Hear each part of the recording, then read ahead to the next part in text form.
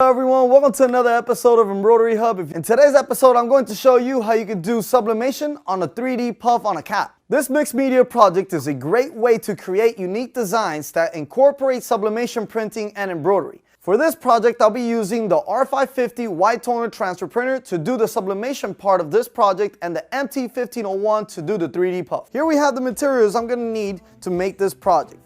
We have our 2 sheets of foam, which are going to be used for the 3D puff effect. Now, because of the fact that we're doing sublimation on the thread needs to be white and the foam also needs to be white. That way, you won't see it if it sticks out through the thread.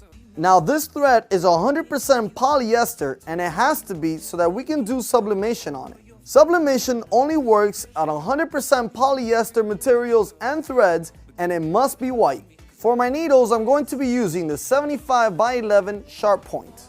Then we have our Teflon sheet that we're going to be using with our heat press. Then we have a regular sheet of paper, which we're going to be using to print our design on, 1 cap frame for embroidery machine, and a spare scissors. And finally, we have a Richardson cap. These are Richardson 112s.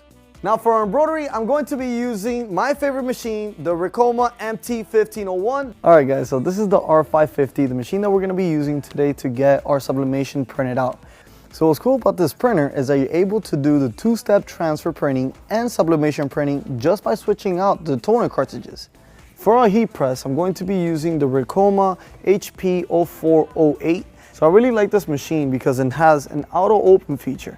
So if I'm away from the machine, it'll automatically open on its own. Now for digitizing, I'm going to be using the Chroma Lux software. So let's go over some quick tips to be able to do this kind of digitizing. So since we're doing 3D puff, we need to make sure that we have completely no underlay under any letters or anything that you want in 3D. So all you have to do is go over to your underlay option and take off the parallel or whichever one you have. Just completely take it off. This way you won't have any stitches that is going to bring that foam down. So let me just show you the difference. As you can see now, all you have is some tack down stitches that will hold down that foam. Now if I have an underlay, it'll look like this. So as you can see, you have a lot more stitches there, and now the foam won't be able to look real nice and puffy. Also, I started this design from the bottom up and to the center out. And the last thing that we have to do is make sure that we have our density all the way up. In this case, I'll put my density at 0.1. This will act also as a cutter to cut the foam out and make it easier for you in the cleanup process. So the first step is to insert our cap into the machine and making sure that we're nice and tight in there. All right, so let's go ahead and choose our design in this file button. And I've already transferred my design from my USB memory over to my machine memory. And all I have to do is find the design, press on it. Once you see the star there, that means you're good to go. Press the OK button. It'll load and automatically take you to your home screen. Now all I have to do is choose my hoop, which we're going to be using the cap hoop. Press the OK button and it's going to center itself. All right, so now we have to choose our colors. Since I'm going to be using only one color, which is going to be the white, I've already chosen it here, and all I have to do is just press the OK button. Now I'm going to center my design using the arrow keys.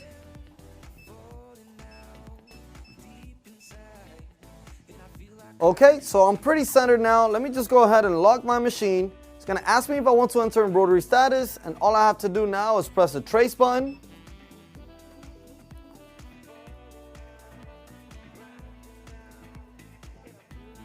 Now I'm going to put my foam onto the cap and I'm going to hold it down with 2 pins. Okay guys, so we're pretty much ready to grow. We have our machine set up, we have the foam in the cap.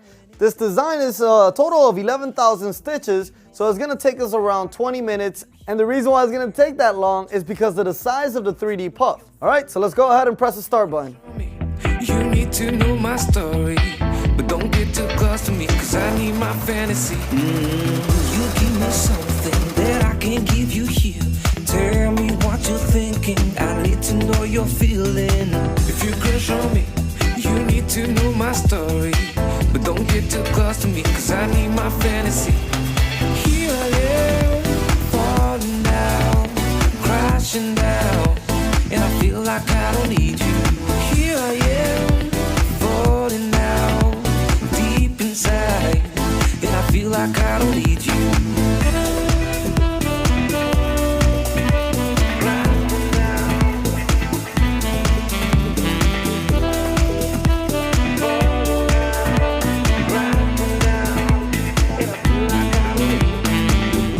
Okay, so we're done. All we have to do now is just take off your pins. And after we do that, we're just gonna take out the first layer of foam.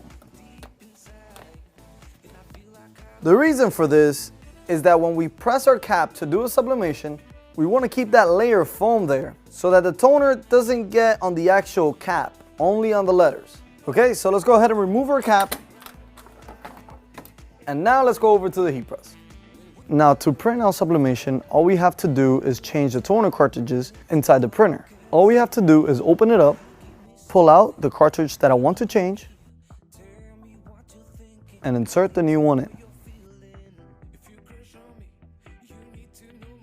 Alright, so now that I have my sublimation cartridges inside of the machine, all I have to do now is send it from my computer over to the machine. We could do it either Wi-Fi or through the internet. So I'll be right back and I'll send it now. Alright, so let's go ahead and print out our sublimation sheet. For our printer, I'm going to be using the iColor Pro Rip software. This software is included with your printer at purchase. Alright, so all I have to do now is drag my design over to the software, and all I have to do is resize the design for it to fit on the page. Now the way to do that is very simple. You just go over to your options, press fit to page. Now all I have to do is center on my paper and press print. Okay, now that I sent over my design, all I have to do is get my paper inserted in the machine. Now, this is pretty cool because all you need is a regular sheet of paper to do sublimation. That's another advantage of this machine.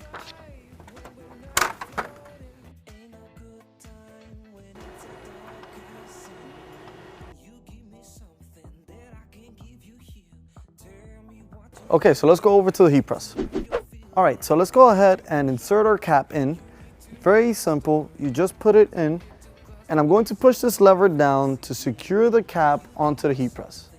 So I'm going to set my heat press to 380 degrees Fahrenheit and to 40 seconds. Okay, so I've already pre-cut my design so that it can fit on the cap. All you have to do is put it right over. And I'm going to put my Teflon sheet over that to spread the heat out evenly and protect my design. And now I'm going to press it for 40 seconds. Okay, so it's all done now. Let's go ahead and take the cap out. I'm gonna unlock it and bring it out.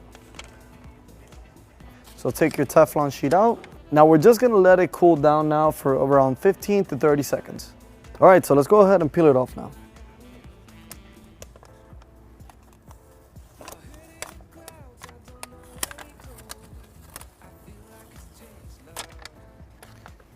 All right, so there you have it. All we have to do now is remove the foam and clean up a little bit.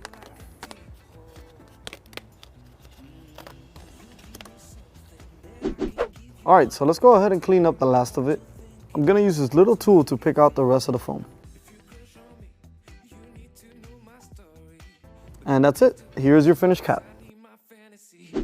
Here I am, falling down, crashing down, and I feel like I don't need you.